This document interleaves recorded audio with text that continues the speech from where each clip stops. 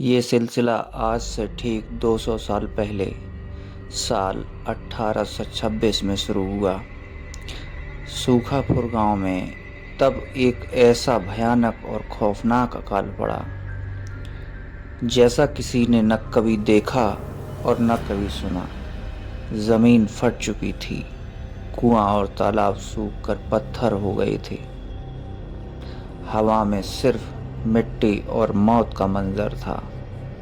गांव के लोग, बच्चे और जानवर पानी की एक एक बूंद के लिए बिलख बिलख कर मर रहे थे। लोग प्यास के मारे बेहाल थे। उसी गांव में एक सातिर और लालची तांत्रिक रहता था, भैरवनाथ।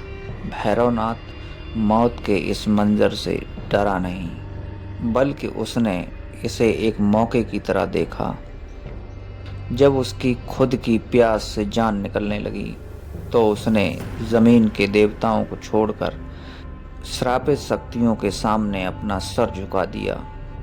उसने गांव के शमशान से उन लोगों की चिता की राख इकट्ठी की जो प्यास से मरे थे। उस राख में थोड़ा सा बचा हुआ गंदा पानी और अपना खुद का खून मिलाकर उसने उस काली मिट्टी से एक कलश बनाया। रात के सन्नाटे में एक पुराने सूखे कुएं के पास बैठकर उसने कलश पर अपनी उंगलियों से एक एक करके सुनहरी धारियां खींची।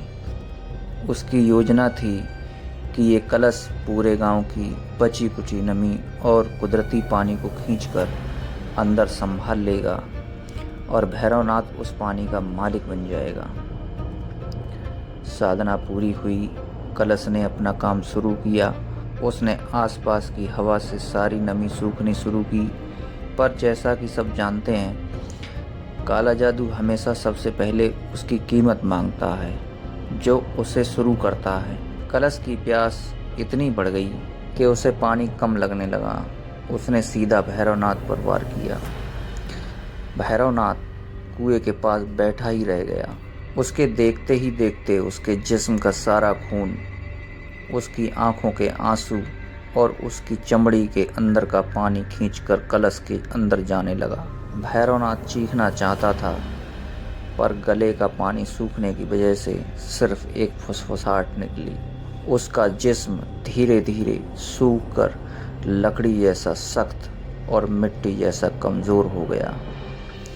उसकी आत्मा तड़पती हुई उस कलश के अंदर हमेशा के लिए कैद हो गई और उसका जिस्म वहीं ढेर हो गया।